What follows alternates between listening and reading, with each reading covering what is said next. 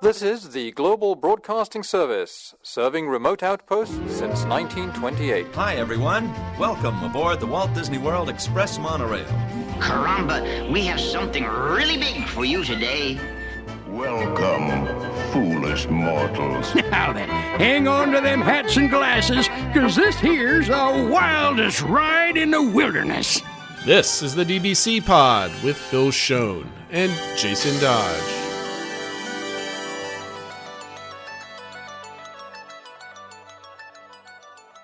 Hi, friends. Welcome to this week's pod. This is a show for the week of October 1st, 2024, and Happy New Year, Phil. It's the start of a brand new fiscal year for Disney. To all those that celebrate, which is, I don't think, anybody. Well, it is also Walt Disney World's birthday, though, so we can celebrate that. That's true. That's true. I appreciate that. 53 years old now, and Epcot is 42. That's right.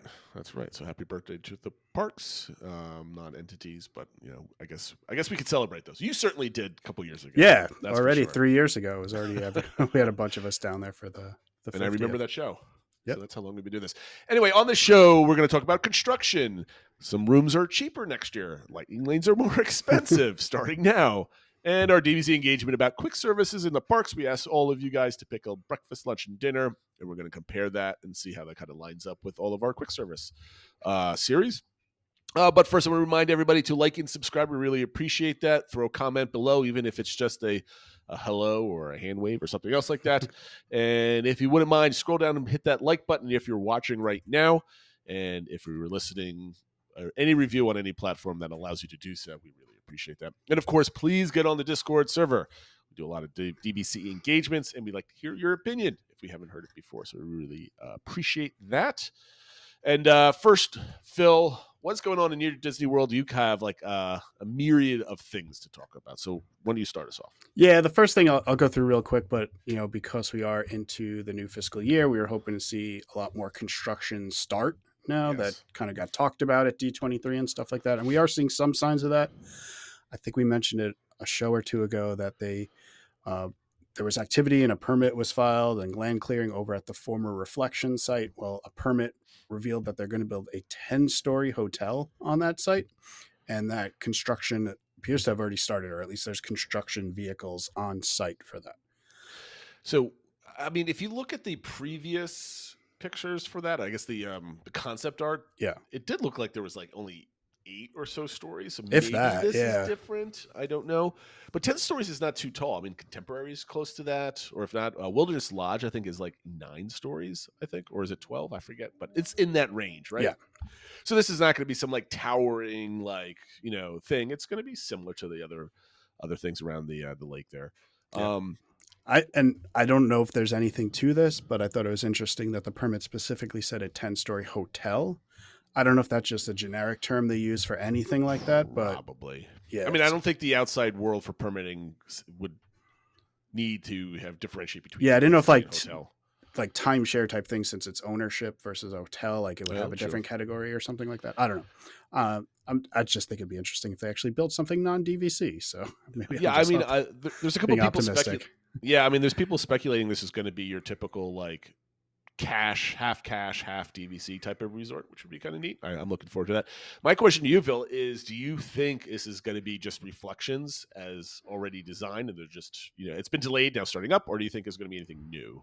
I think it'll be like, I guess Reflections 2.0 or something like that. It won't be the exact thing that they had before. I know that didn't necessarily get super great reviews, or, reaction wasn't great. I think it'll be that, but kind of tweaked a little bit to maybe fit a little bit more into matching what the cabins look like, or into Fort Wilderness or something like that. I don't know. I mean, I never really liked the look of Reflections. It was a little too polished. More, I guess more woodsy would be kind of nice. Yeah. But do you think they will keep the name Reflections? What is the chance that they keep it? What would you peg it at? I mean, I think pretty low, like maybe 5%. So you definitely think that they're changing the name of the resort? I think so, yeah. Yeah. So I would agree with that too, though. I still think there's a chance that it's going to be called Reflections. I put it at like 20% rather than 5%. But what does that mean? I don't know. I don't know. It seems like Disney always wants to change something the name of something once it's something else. I don't know, but who knows? So not that we are really tied in or Well, I guess maybe we really haven't followed the construction of the Polynesian at all. So, I mean, I'm not a DVC member, so I'm kind of excited about to see what it looks like, but then I won't care after it starts. I will say for those of you listening, there was a lot of good discussion on our Discord for people that are DVC and stuff like that. A lot of people talking about the points and the size of the rooms and compared to other options and stuff like that. And, not surprising, especially the ones that are facing the theme park are very pricey and quite a few points. But I guess a lot of the other rooms were kind of comparable to the Grand Floridian stuff. But like you said, people much more knowledgeable us than we're having discussions. We have a gentleman by the name of Skier Pete that's in Discord, and he is a DVC expert. I mean, he's put out like different point charts and all these other kind of he knows everything about it. So hop into Discord if you haven't already, and you can tag him with a question. He'd be more than happy. Yeah, we have a whole DVC channel for people that want them. Yep. So what else is being built? Yeah, the other thing that we saw today was foundations poured and more hardscape work has happened at the entrance to Test Track 3.0. So that one definitely seems to be moving along. Obviously, there's only so much you can see on the outside. A lot of the work's hopefully being done on the inside, but it's good to see that. And like I said, October 1st, hopefully we're going to see some more. I know there's rumors. I think it was reported by WDW Magic that Dinosaur and not Dinosaur, but the stuff will start to close in Dino Land kind of late November, early December, kind of right around Thanksgiving-ish, maybe before or after. So if you have a trip coming down in like December, you might not get to ride Triceratops spins. But yeah, and the plan is definitely that they're going to be closing that Dinorama area first and leaving Dinosaur open for as long as they can. Yeah, we'll see that. Now I want to ask you about Test Track, since concrete is like a big topic now, especially in Magic Kingdom. Do you think they're going to do anything special with the front of there with like new concrete, or are they just kind of taking the opportunity to just lay some new concrete down? I think it's just probably going to be new. They did, some of the, I guess what they call hardscape, like for the entranceway was made out of concrete, and I'm trying to use my hands, so it's not great for those of you listening. But it seemed kind of, I don't know, it reminded me a little bit. I know they're kind of supposed to be having some influence from the original World of Motion. So kind of using flowy concrete did give a little sort of retro Epcot vibe to it. I don't know. We'll have to see. I don't know if they're going to do like tire tracks or something in the concrete, but I would love to see functional lighting like they do in World Celebration, right? But it doesn't look like it's kind of protruding outwards. Like it's half the courtyard at this point. Yeah. I don't know if they're just doing it in portions or whatever, but I wouldn't expect too much of it. Maybe they're putting like an emblem or something in the concrete or something like that. Something definitely that everybody should be clicking on every single day for concrete updates in front of Test Track. And then the other thing I was going to talk about, and we are recording this on October 1st instead of, which is a Tuesday, like you mentioned, a little delayed by the day, but part of the reason we did it was because we thought some news might break with it being the new fiscal year. And the thing that came out is discounts. Yay. So these are for early 2025, some of them for the first kind of 4 months, some go till the end of June. A lot of them are kind of the more typical. It's like up to 25% for most people, up to 35% off rooms if you're a pass holder. But they do have a separate new deal that I think they're calling like come stay or stay, play, and save, which basically means if you book a hotel and ticket package, they increase the discount per night. It's not like a per person thing, or they're not giving you free hoppers or anything. But if you buy the tickets, stay at least 3 days and buy at least 2 days worth of tickets, you get more up to, for the deluxes up to $200 off a night. And it's a dollar amount instead of a percentage off. And it basically comes down to like a 25% discount, or like it's basically this. It matches the normal ranges of a percentage discount on a room rate, but they give you a dollar amount, which I guess is like kind of like a marketing thing. I guess like when you think of 30% off your hotel room, it's kind of like a random number in your head, but like save $200 a night that you act on that, right? So it's I think it's definitely different optics for what different people might react to different things. Exactly. And I think the only different, this is the one that goes through the end of June, and it might be available like different nights and different hotels. So you always got to play around with what the different options are and see which one is going to work out for you. So don't look at one deal and be like, oh, we got to book this deal. The other one, a room only might still work out better for you depending on your resort and stuff. Yep. So I, shout out to my website, magictravelonmain.com. I saved one of the folks that I booked a trip for at the Grand Floridian $1,000 on their 7-night stay. And funnily enough, it switched them. They originally booked at the villas at the Grand Floridian, right? And that's like one building. So if you're looking down at the Grand Floridian and the entrance lobby is facing south-ish, so behind the pool to the right for Lagoon View, I think the original price was like $800 something a night rack rate. Switching from the villas, which is the DV side, to the cash side of the hotel with a resort view, so like inward facing towards the pool, they were able to save $1,000 off their whole stay, which I think is pretty good. I think so. I would change my view for $1,000. There's definitely prices out there. If you're using a travel agent, make sure you contact your travel agent because they could just click a button and show the savings. You can't do that if you book on your own. So go ahead and book a brand new stay under the same discounts of the same dates. If you have one currently booked, find that cheaper deal, book the second trip, and then go back and cancel the first one. But make sure you get that first one booked before you cancel the first one, right? So you can keep your stuff. So again, no surprises on this discount. I'm kind of interested because they don't think Epic Universe is going to be open until the summertime anyway. So I don't think they're pressured to do anything wild with the first half of the year, Phil. Yeah, I don't think so. I think, like I said, especially the room only one seemed fairly typical. The other one, it's just like different optics, a different way of spinning it. We always are interested, I think, when they mention tickets, even though this isn't really a discount on the tickets. It's just a better discount on your room if you have tickets. So like this only goes through June 30th. I still think there's going to be heavy discounts coming for the summer. And like you said, promotions and maybe they're waiting to hear when Epic Universe is going to open to finalize some of those things. So my vacation for next summer is not really influenced by this. This doesn't cover that yet. Yeah. Yep. So I suspect summertime discounts to come out probably in February. I think they came out fairly early last year, so they're kind of pushing this back 6 months now. So if you have the back half of the summer booked already, you got to sit tight for another 4 or 5 months. It looks like.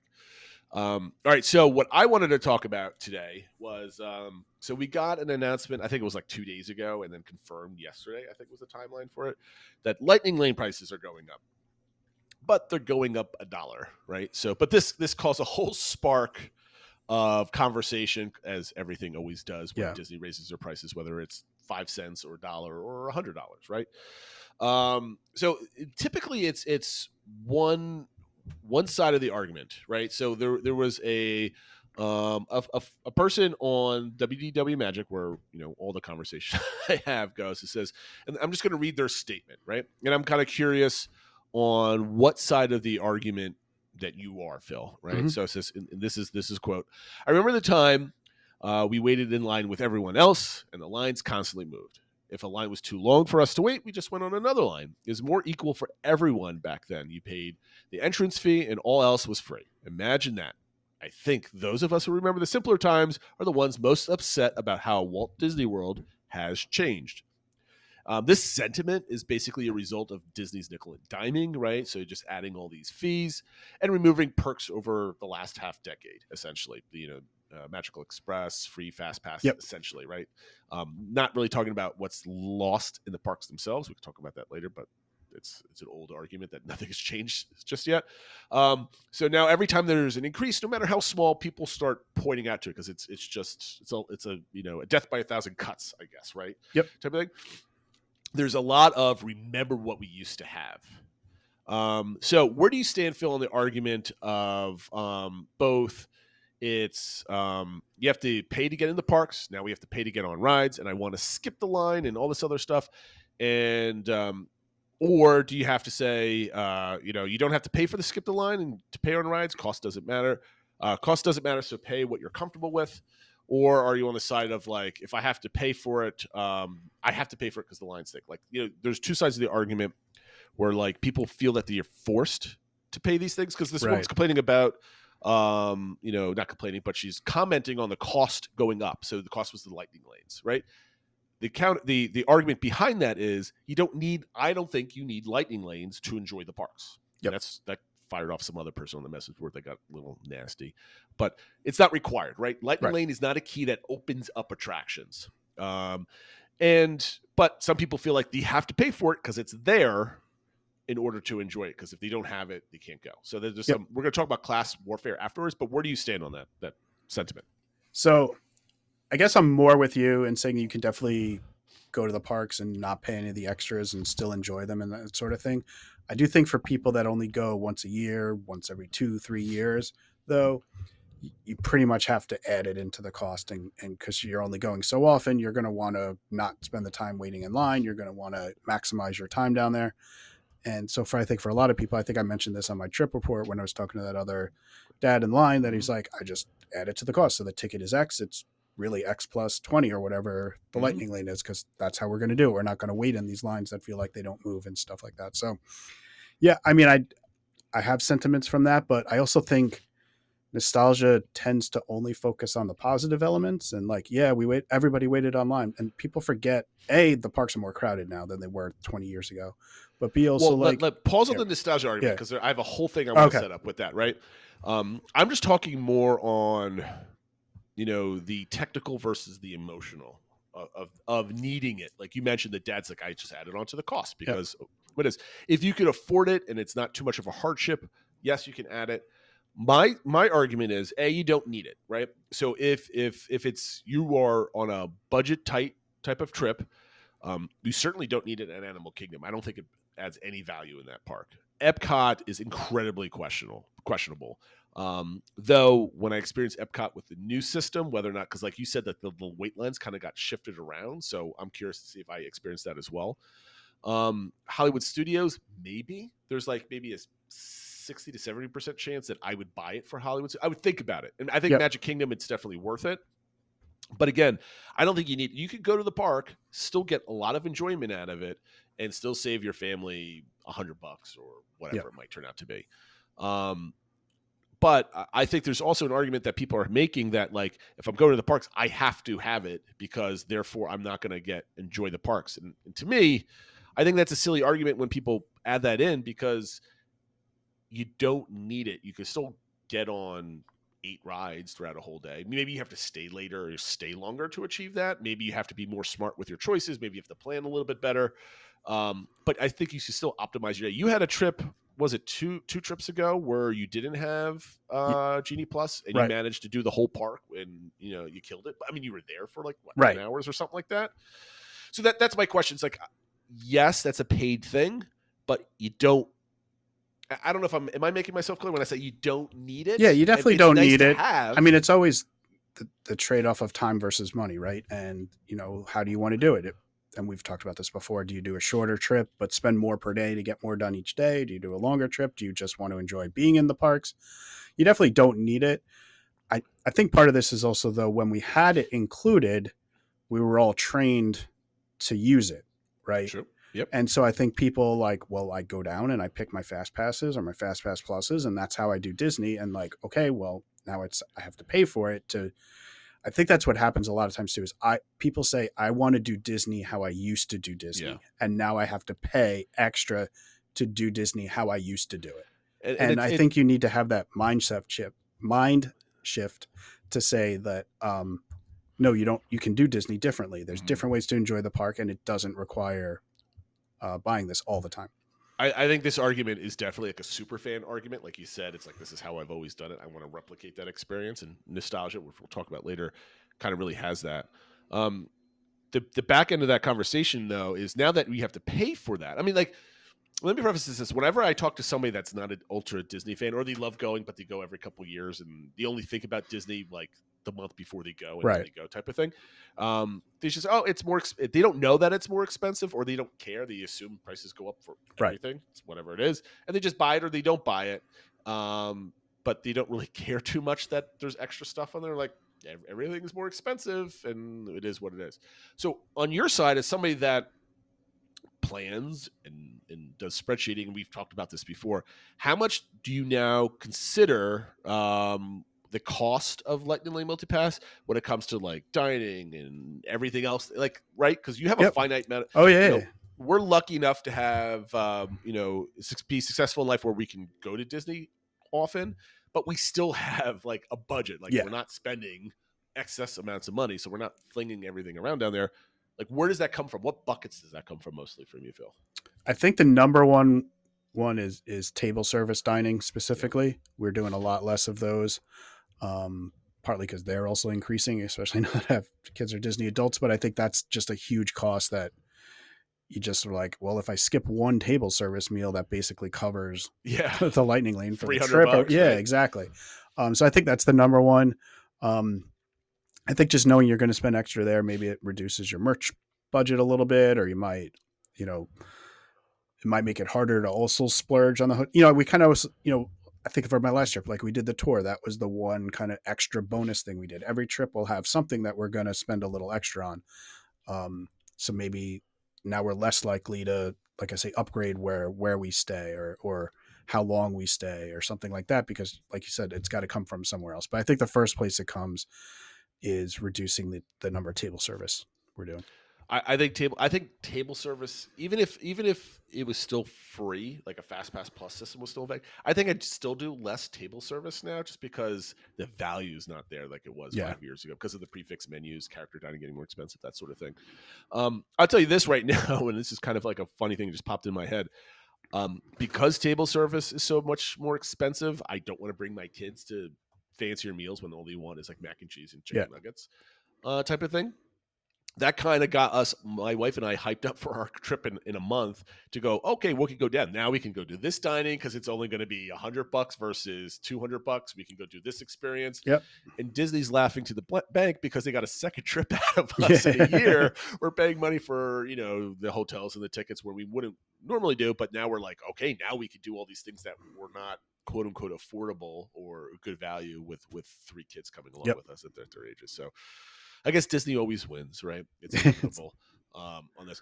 So but I did want to just mention one other thing, because you were talking about like non-hardcore fans. I having a number of friends that come to me when they are planning like their one-time trip or once every 5-year trips, that happened years ago too, is they would look at it and get sticker shock and either decide to go or not go. And I think the same thing happens now. They just add everything up and get sticker shock and then decide to go or not. You can't do that yet, because Disney's smart, because you can't buy it until you're a week out, right? Yeah. So you get your FOMO moment. Oh, I need this 7 days out, and then you get $1,000 bill because it's 5 days worth of Lightning Lanes, single passes, and multi. Yeah, I guess when I'm talking to them, we're factoring things like that in. Like, okay, well, think about that too, and dining and stuff like that. I just feel like for the non-hardcore fans, it's always kind of been expensive compared to other options. Yeah. Now it just maybe is a little bit more extra expensive, but I mean, if you're going down for like a week, you're probably, for a larger family, you're spending somewhere between $5,000 and $8,000 with tickets, hotels, and everything else. What's another $800 when you're going down, right? You're like, all right, whatever. Yeah. I remember my one good friend, she was like playing around with it, and then she like messaged me, she's like, you can't do Disney for like less than $5,000, can you? I'm like, it's pretty tough. Not for a family of 5. No, it's kind of not tough. If you want like be in the bubble or anything else like that. Like it's like my wife and I were going down. We had this conversation. She's like, I thought we were doing Disney for the weekend. It was going to cost us $3,000. I'm like, well, the hotel's just under 2, and we've got a travel agent discount off of that. The flights are $800. The tickets are $900. Yeah. I mean, granted, we elected 3 days of tickets and hoppers, so you could take $200 off of that if we just wanted to do single park tickets. But you're not. Like a 4-night vacation is going to be at minimum probably $2,500 for 2 people. People before your flights and everything else like that. So yeah, it's definitely tough to do. You can certainly do it, but you got to take from certain buckets and not get those experiences. So I also honed into the conversation that the lady mentioned about like, it was more equal for everyone back then, right? So there's a lot there. This conversation or this topic has popped up in the periphery a lot of times with Lightning Pass people that are like bemoaning, like now there's a stratification, people that can afford Lightning Lane versus the plebs that are standing in the standby lane, right? So everything's getting more expensive. And what I want to bring up is like people are saying that, thinking that everything was a equal playing field forever and ever. So Phil, I want to know, do you feel that way, that there's a stratification and that's a new thing? Or do you think that it's not and it's an unfair argument? Because I've got a couple things I want to back up, and you can see the show notes, so you see where I'm going with this. So I definitely think it's not new. Right. I think maybe it's more extreme or exaggerated now because there's more things you can spend extra money on. Sure. But I mean, back in the day, there were perks if you stayed on site versus off site. There were perks, if you did a VIP tour or didn't. There were if we go all the way back into the start of Disneyland and the first couple of years at Walt Disney World, if you bought more ride tickets, you could go on more rides. Like, Yep. There's always kind of been that if you spend more money, you get more. There's just, I think, more things now that you can spend money, and more things that maybe they're targeting the average guest to try to get them to spend more money. But, even in the past, if you were willing to spend more, you got to eat in the castle versus not, or, like there's always experiences that you can get that come with money. It did seem in the past, though, that for everyone that was staying on property, no matter where you stayed, you kind of were sort of equal once you got in the parks. You kind of had the same type of perks and stuff like that. So I do think there was, again, this is going back to 5 to 10 years ago, this is how I did Disney, and now it's different, and I don't like it because it's not what it was before. But there's always been some level of class division. Well, let me go over a couple different things here. You mentioned on-site versus off-site. There's people that have to pack their lunch versus spending money on buying lunch there. Yeah. There's going longer versus going shorter, right? Even back in the day, when no matter where you booked, but if you booked a 10-night stay versus a 4-night stay, you had an advantage at FastPass Plus because you had booking and plus dining. 10, right? And dining, right? Any kind of reservation thing, you had a plus 10 versus a plus 5. So your back end of the vacation was easier to get all those experiences that you want. Driving versus flying. People had to drive to save money. I drive to save money. And now I'm drained after 21 hours behind the wheel, right? Like, because I'm not paying for a family of 5 to fly. Deluxe, moderate, and value, like all those comparisons, that was always a stratification on your accommodations. Club level versus deluxe. So even the people that stay at deluxe, there's even a more expensive version of that. There's club level. And even back in the day, FastPass Plus, club level guests had more fast passes. Or they could buy more. That. Yeah, they could buy. You had the option of getting more. Yes. Yeah. So that was also paid for, but no one remembers that. VIP versus everyone else, right? That's always been there. Fast passes, and then this is for people that are more tech savvy. Fast passes originally was paper, so you can either the faster you can run or get there or whatever. And there were strategies. You still had those paper fast passes. Then when they became Fast Pass Plus, you had the 30 to 60 day booking window, so there was a stratification of on-site versus off-site. And not only that, you had to plan, and you had to be an early riser. So you had to actually know what you wanted to do 60 days in advance. And people were always complaining that, why do I have to plan? Why do I have to do this? Right. So there was always that sort of thing. Then it moved to Genie Plus, and then you had the payment factor of it. But then you went back to having to be tech savvy and be able to use your thumbs pretty quickly and book boarding groups really fast, pick up all the things quickly. And it's the same thing with the Lightning Lane Multipass now, but now you have to add back the planning factor. So there was always people always complaining about what you had to do. No one was always happy with these things. Yep. And people that were tech savvy were better off than people that weren't. There was people that planned better that were better off than people that were more laissez-faire. There was always a differential. It might not have been money based, but it was knowledge based or experience based or tech based. And my whole point here is there are some folks that used to do Disney the quote unquote normal way, where they would get their fast passes, deluxe versus whatever. But as soon as you have this extra price that might price people out or might say, oh, I don't want to spend that much money, all of a sudden where they basically had everything that they wanted, they're now being priced off. They're going down a level, right? Yeah. Of the stratification of all these different things. They're wish casting themselves like, I wish I had enough money to be able to afford this or whatever, and they kind of feel like now I'm lower class, not in because they bumped out. If they had enough money, maybe they didn't really care about these things. And I'm not trying to put words in people's mouths or kind of suffer their feelings, but on a grander scheme, whenever you put somebody back down and add a barrier for money that they might not be able to afford it, or they're on a budget, it makes them feel worse, right? Well, and I also just think whenever you had something that was quote unquote free or included, and now you have to pay for it, people feel negative about it. Oh, absolutely. If there was it's a double whammy almost. If there was never Fast Pass or Fast Pass Plus that was included, and the first time they introduced any sort of line skipping, it came with an extra cost. Yeah, people would complain when it first rolled out, but I think they'd be much more. They'd get it. They're like, okay, this is an extra service, and it's. But when you had something that was included, and that was part of your normal trip, and the times when you really loved going, and your family was going, and your kids went, and stuff like that, and now you have to pay for just to pay extra to approximate what you had before. It rubs people the wrong way, and they're not happy about it.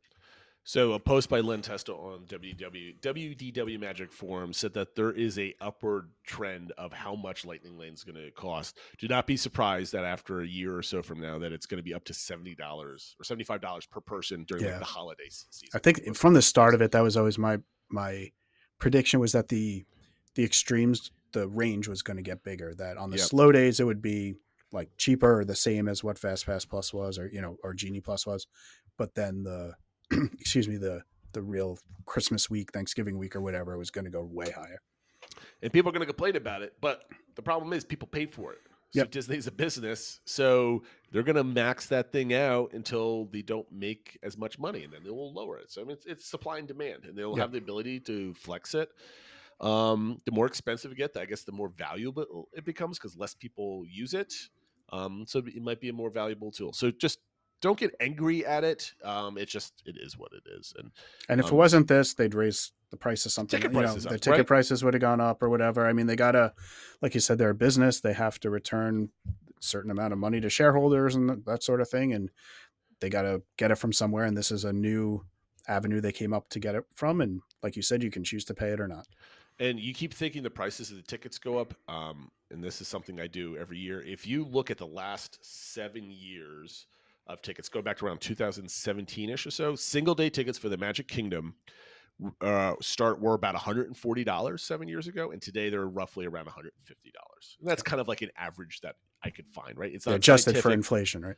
All adjusted for inflation, because 7 years ago it was like $90 or something else like that, but adjusted for inflation, blah, blah, blah. So basically Disney has been raising the base price of the ticket based on inflation. Right. Yep. So unfortunately, yes, the economy is such that some people's salaries aren't keeping up with inflation, and that's an issue. But I don't want to say that. That's not Disney's problem, right? So they have to raise their costs because their operation costs go up also. Well, it might be Disney's problem if people can no longer afford it. Well, Disney, yes, right. But it's not their fault, I guess. Right. Inflation's not like inflation and salaries are not is not their problem, right? It's their problem if no one can afford to go, obviously. But again, the cost of the hotels and the tickets have basically been kind of static, right, throughout the last. Yeah, I think he's seen kind of probably the same thing like I mentioned before. Is I do think the peak times are probably more extreme. Yes, but the kind of the lower crowd times are pretty flat. Yeah. And so where do they go to get the money? And it's the Lightning Lane, program, right? So you mentioned nostalgia before. I'm going to finish this conversation with this question here is, how much of they remember what we used to have is age versus reality, right? So it's nostalgia. Like, I remember when I was a kid in the 90s, Disney was so much better, and now we have to pay for Lightning Lane. Well, back in the 90s, there was no there was no skip the line process because FastPass didn't exist until 99, 2000. So a couple things here I just kind of want to point out, which are some of the headlines of people saying that we used to have these things, right? So the Magical Express existed for only 16 years out of the 50-something years that Disney World has been around. So it was only there from like 2005 to 2021, I guess. Different parades come and go, like that come ebbs and flows. Nighttime spectaculars change. Or like your example, like I really love Illuminations and Luminous. I don't like it, and people say, "Oh, it was so much better back in the day." They used to have. There was one comment and somebody said, I love Illuminations. It had so much pyro. I hate Luminous because there's not enough pyro for me." Yet some of the firework nerds that I love say, "Well, actually, there's 20% more, pyro than whatever." So like memory affects things, right? And the only thing that I say that's kind of hits home, and I think you brought this up also, is like the streetmosphere, right? Yeah, like, that is an argument that we had now, and it's at an all-time low, I think. With although we should give Disney credit, there's a couple things at Animal Kingdom. One act returned and a new act came. Maybe that's a sign of more things to come. But yes, I do think that Disney needs more other stuff to do to keep people busy, so when they're not waiting on lines and stuff like that, especially if there's going to be virtual queues and skip the line and stuff like that, you need stuff for people to do. So like, how much is this like where people are just finally getting old themselves and complaining about what it used to be? I used to walk uphill and go to a movie was a nickel and all this other stuff that I heard when I was a kid. Is that mostly nostalgia? I mean, other than the streetmosphere, I think most of it is kind of like Disney changes how they do business over the decades, and it is what it is. Yeah, I fully agree. I think nostalgia, like I said, you focus on all the positives. You don't think of the negatives and stuff like that, and people forget about all the new amazing technology that they use and stuff like that. In the new rides and stuff like that. Um, yeah, I think a lot of it's just nostalgia. I do think though it was simpler. It's hard to argue that it wasn't simpler back then. It was an easier trip to do. Well, we didn't have cell phones, social media, and all the other traps that come along with it. So Yeah. I mean, that's society as a whole. Absolutely. Right? That's absolutely. I mean, that's like you said, it's society as a whole, and Disney's leveraging that technology that's available and stuff like that.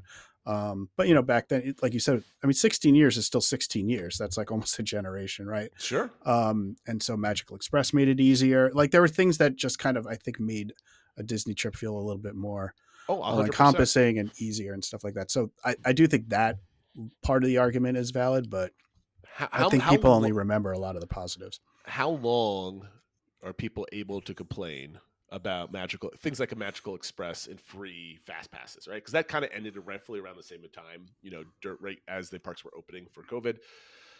Do they get like a 5-year license to harp about that? And then at that point, they just have to give it up because it's never coming back? Or obviously they're going to complain until the very end. I was going to say people complain like, but the issue. I mean, how often do people? Every generation complains about the crappy music now versus when they were. I guess that's unending. It's like people complain forever. All right, so what do you think? Leave a comment below if you think this is just nostalgia. Do you think this is corporate greed? Do you think this is Disney just doing what they got? Where do you feel on any of these topics? Because there's like 5 different topics within this one mega topic. I guess we spent 20 minutes talking about it. So let us know what you think. Hop on Discord or in the comments below. Let us know what you think. I guess it's a good time to talk about our social media at the DBC Pod on all the different platforms. Make sure you join and tweet at Phil and get angry at him about everything I said. Yeah.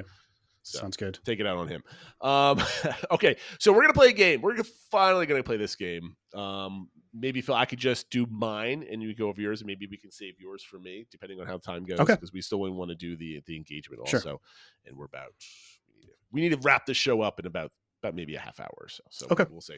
So last week, I started off, I gave a tease of what's in my Would You Rather. And my first one was spend a whole day open to close at Animal Kingdom, or spend a whole day shopping at the Grand Floridian Contemporary in Disney Springs. You still picked Animal Kingdom. Yep. But you almost picked the Disney Springs aspect of it. What did I change? I can't remember now. If the drone show was still there. That's right. Yes. That made it a little closer, because now you're getting a little bit more entertainment, getting more of a full day thing. But I still think there's more to do at Animal Kingdom. I would still pick that, but that made it a slightly harder decision. Yeah. So I got another easy one for you. Okay. Again, this has nothing to do with that value or money. This is just something that you have to do as a family. Okay. So going to in-park character meal each day of your vacation. So Hollywood and Vine, Crystal Palace, whatever it might be. It doesn't matter which one.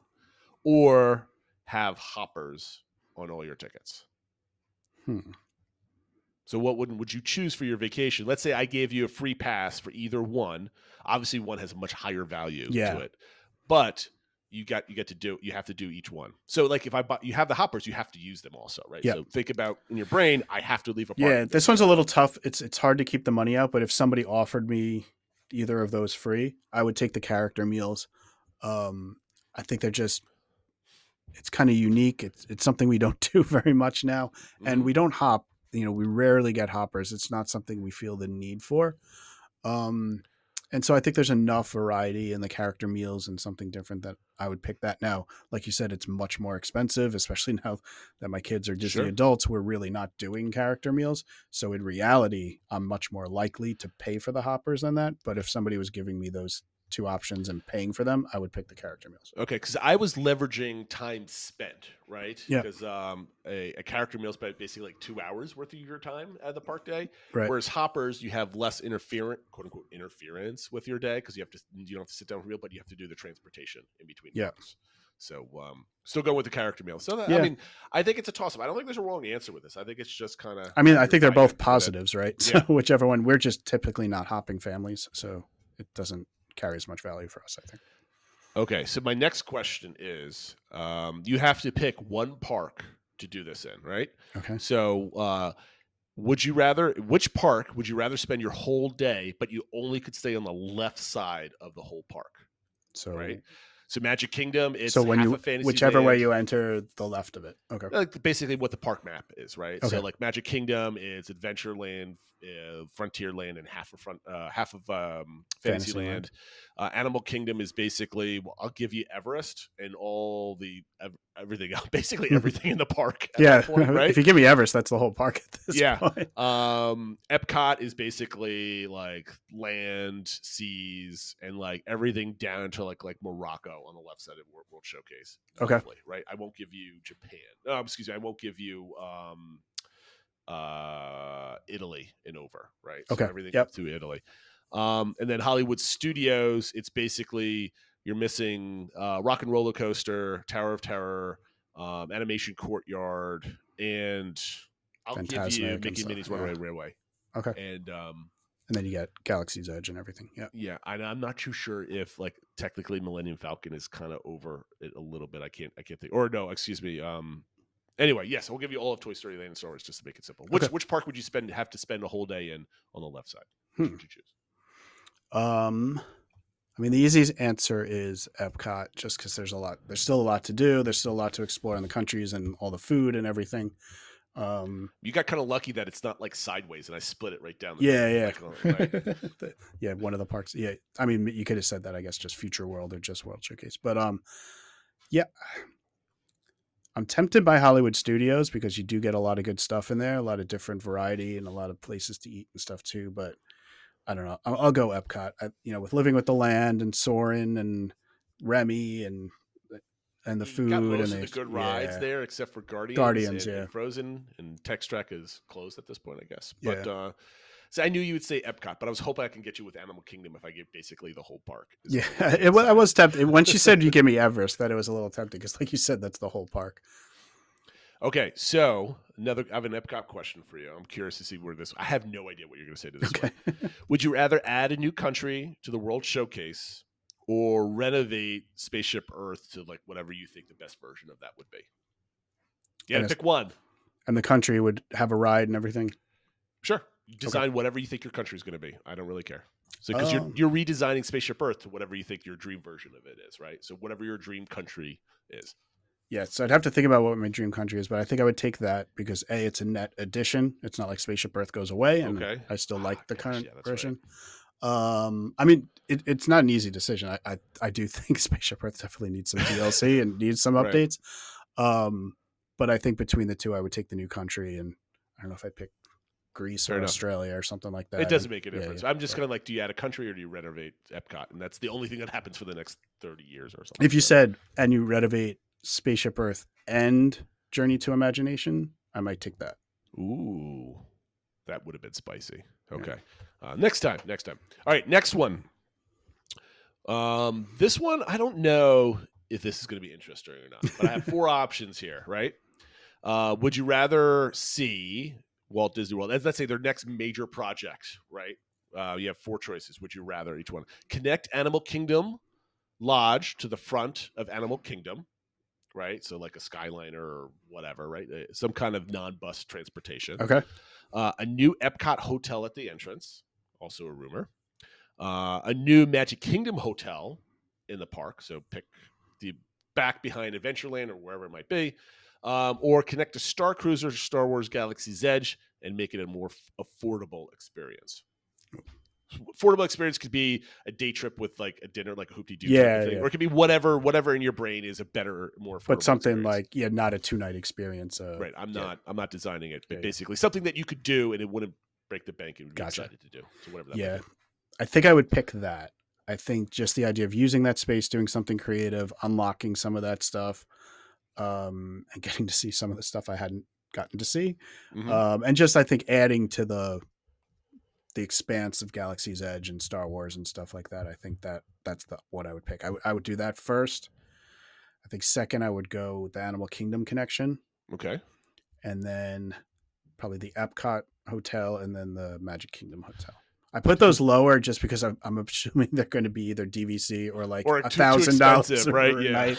So it's like, well, they're great, they exist, but I'm probably not going to stay there. But Yeah, it would just be kind of a blight on your trip there because there's just extra people and everything else floating around, right? All right, the next one is now.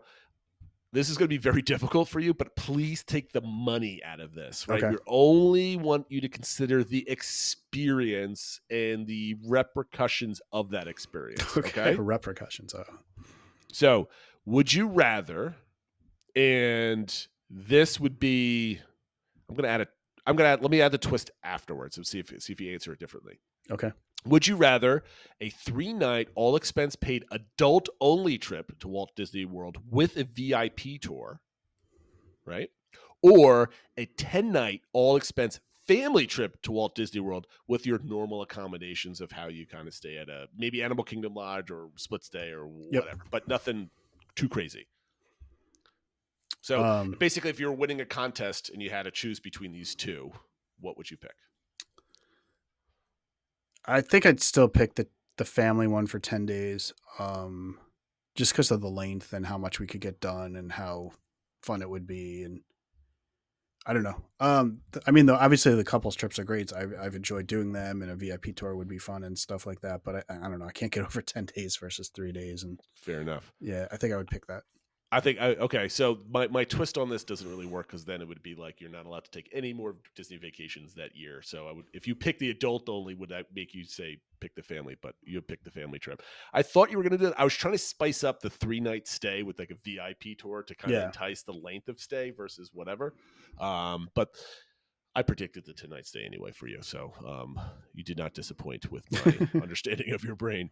Okay, so here's another one. So receive 3 free typical Walt Disney World vacations for free. So like what you just took last August, you get 3 of those for free, right, with your whole family, right? Yeah. Or a free DVC contract with enough points for a week for the family, but you still have to pay the dues. But you would get the free DVC upfront cost of the contract for free. Okay. So 3 free vacations or a free DVC contract for a week worth enough points. That one's tricky. I know. Because of the time. You know, you're basically saying short term versus long term. These are getting harder for you because I've done this on purpose. I think I'd take the DVC. I think it would be great to have that. I've been intrigued by that whole world and everything for a little bit. Obviously the dues are not inconsequential. But having, the $20,000 or $30,000 or whatever, points to pay to have a week's long stay every year at a deluxe accommodations more or less covered, I would do that. So basically I was trying to make it, maybe I should have upped the free vacations because I was trying to make it the equivalent cost. So like maybe like 4 or 5, if you're caught, like I'm thinking $30,000 for a week, right? For 5 and 3 vacations, probably not equal to $30,000. Probably 4 or 5 might be, for your family. So maybe I should have changed it. If I increased it to 5 free typical Walt Disney World vacations for free versus a DVC contract, would your choice stay the same? I don't know. I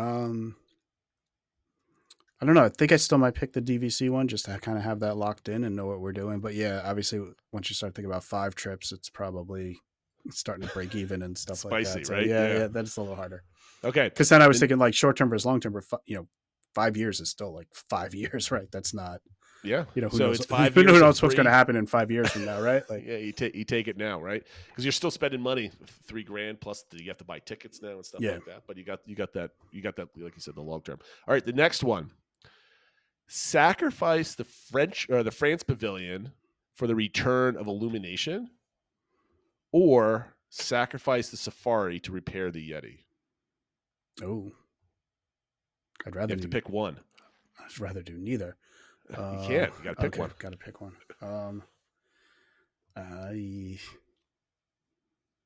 What are you sacrificing? So, France or the Safari?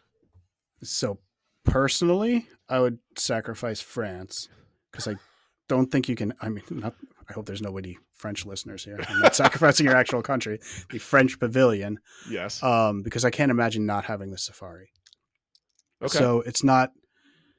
And while having the Yeti work would be great, it doesn't drastically change the ride.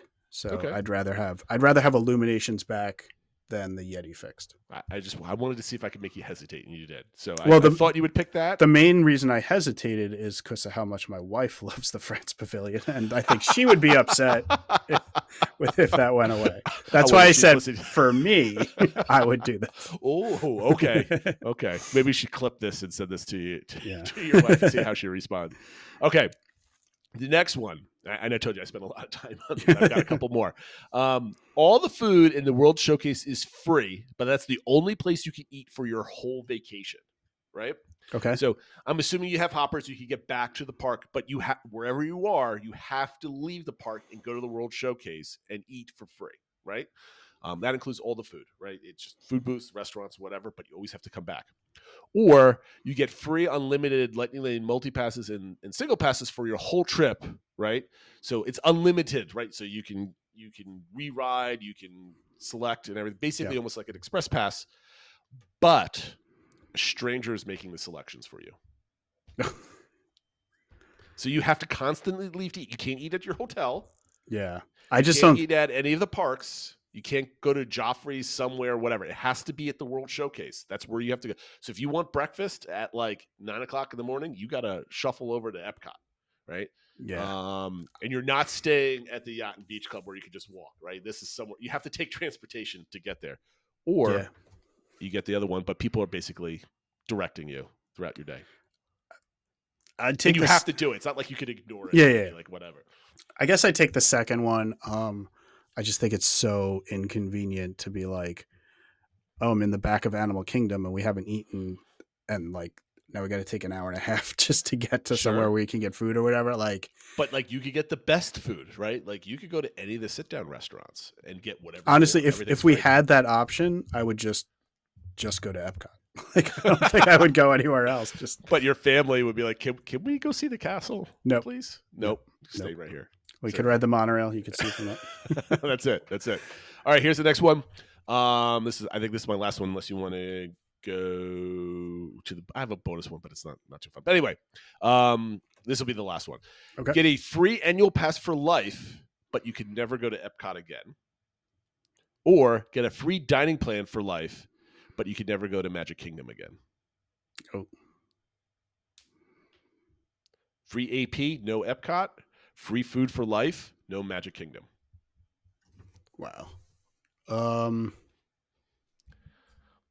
Glad I stumped you on this one. This is good. This is my last one. Am I allowed to visit Disneyland? No, I don't know. Disney. So that's cheating. That's cheating. The annual pass is only for Walt Disney World. Okay, so I'd have to pay separate from that. Okay. Yeah. That's kind of cheating, though. I didn't think about that. I don't know. But I didn't put it down, though. I was just trying to think if there's some other way to kind of get that. Because I'm thinking like super long term, and I'm thinking like if I have grandkids and I can't take them to Magic Kingdom, that's going to be. But you can't take them to Epcot either. Right. Your favorite park. I think they both suck, but I would take the free. I would take the free annual pass. Wait, which was the one that I get Epcot? Free annual pass is no Epcot. Okay, so I'll take the food and keep free Epcot. food, but never see Main Street ever again. Yeah, that is sad. How dare you, sir? No, that was a tough one.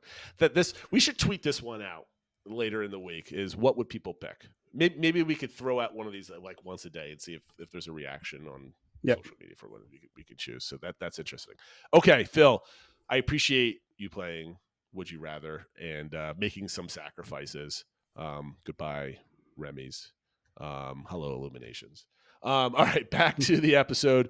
You tallied. We asked everybody to pick a breakfast, lunch, and dinner at each one of the parks, and you did a good job tallying it out. And I want to say thank you to everybody out there for participating. I'll let you organize this any way you want. If you want to go to them individually, you want to tally them up. We've got about 10 minutes for this. Yep. What do you think? Yeah, maybe we'll talk a little bit about our choices and why we picked them. So just to clarify, because I know some people weren't sure exactly how this worded. So you had to pick a breakfast, lunch, and dinner option that were in the parks, and they had to be at quick service locations. And a lot of people are like, I don't eat breakfast in Yeah. the parks, so I'm not picking one. I'm like, that was cheating. That's terrible. Yeah, because to be honest, I struggled with that too, because we're either just grabbing a snack, or if we're doing like a late, getting to the parks later, an off day, we're going to do like a table service. Like we've done very few quick service breakfast. So if like the real answer for me is probably like a Joffrey's stand. Fair. But I picked Kringla Bakery in the Normway Pavilion. We've done that a few times, especially if we were rope dropping Frozen and that sort of thing. And they have the Christoph's coffee there, which I love, and they have a bunch of really good pastries and things like that. So it's kind of a fun, unique, because it's got, it's not typical kind of American type breakfast type things. And I think it's just a fun way to start the day in Epcot, especially when you have kids. So that was my pick for. But I've never eaten here. That's a good answer. I like that. Yeah, I mean, you're not getting a full breakfast. It's not like they have, egg and cheese sandwiches and stuff like that. It's really just kind of pastries and stuff. But they have fun coffee things too. Then I picked Satuli Canteen for lunch. I picked the same thing, so all the same reasons. Yep, and I picked Ronto Roasters for dinner because I love the Ronto wrap. I honestly went back and forth which I wanted for lunch and which I wanted for dinner. The tiebreaker was because I'd rather be in Hollywood Studios later, because then we could watch Fantasmic or whatever. Versus, but I think those could have gone in either spot. So I don't know if you want to go through your choices. Yeah, I'll do mine real quick. I don't think it should be any surprise, as much as I praised Friar Nooks last episode. But Friar Nooks would be my breakfast. I love that. Shout out to Ryan W., who picked the same. He knows what's up. Satuli Canteen is best quick service on property. And I'm just realizing that I was trying to remember the name of Ronto Roasters because it escaped my brain, and right above my entry on the thing was Ronto Roasters is your choice, and I just did not read that for some reason. But I did a slash. It's like Ronto Roasters is my personal favorite. But I know my wife likes Harbor House, so I didn't know which one to pick, so I picked both of those. Those are our two other favorited quick services. I know my wife doesn't like being in Hollywood Studios very long, so I don't think she'd be there long enough for dinner anyway, unless she had anything to do with it. So those were my choices. Okay, and just since you mentioned wife, I did ask my wife this too, and she went for the La Creperie for the breakfast, which was a fairly popular. I think 3 people mentioned that one. Le Hal, also in the French Pavilion for lunch, and a few people. How many people? I think only two people picked that one.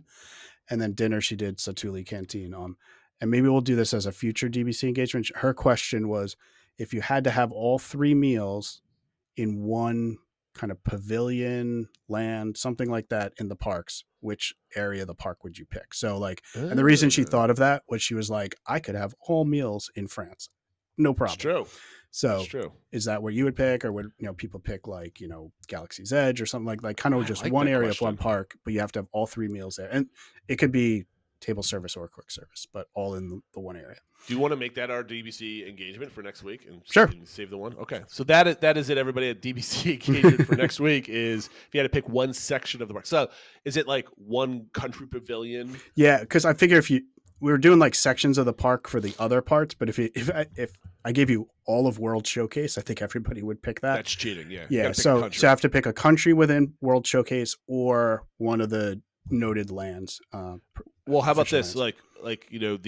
Like all of World Discovery versus World Celebration or World World Nature. Yeah, so those but are is nature count, or are you doing like the land pavilion? no. Versus the I think you pavilion? get all of nature. There's All of nature. Well, there's I guess the land pavilion is the only place where we can grab something to eat anyway, though, right?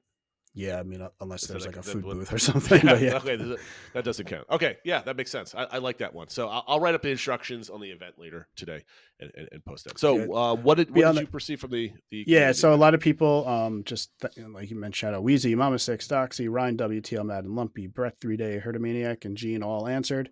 Not surprising, and I wanted to tally it up just to kind of see let me jump in. I want to shout out to Brett 3-Day for checking in on us why there was no podcast published today, because we did. Yeah, he I noticed he posted on. He usually tweets at me if we don't post. He's like, "Where is it?" I'm like, "Okay," but I love the Discord engagement. We appreciate that. So I wanted to see with the tally how closely it kind of tied up to some of when we did the rankings and were the ones that we thought were the best, were they the most popular. Not surprising, Satuli Canteen was the runaway number one with 9 people mentioning that for one of their meals, which is just about everybody. Columbia Harbor House was second, which I think was one of our highest rated ones at Magic Kingdom. Then Le Creperie and Friar's Nook both had 3. Then Ronto's Roasters, Docking Bay 7, Flame Tree Barbecue, and Le Hall each had 2. And Sleepy Hollow still, even just with the menu change, 2 people still picked that. A couple people picked that for their breakfast. Both Doxy and Brett 3 Day picked that still for their breakfast to get the waffle with the fruit and stuff like that. And then other ones that mentioned were the Kringla Bakery, Regal Eagle.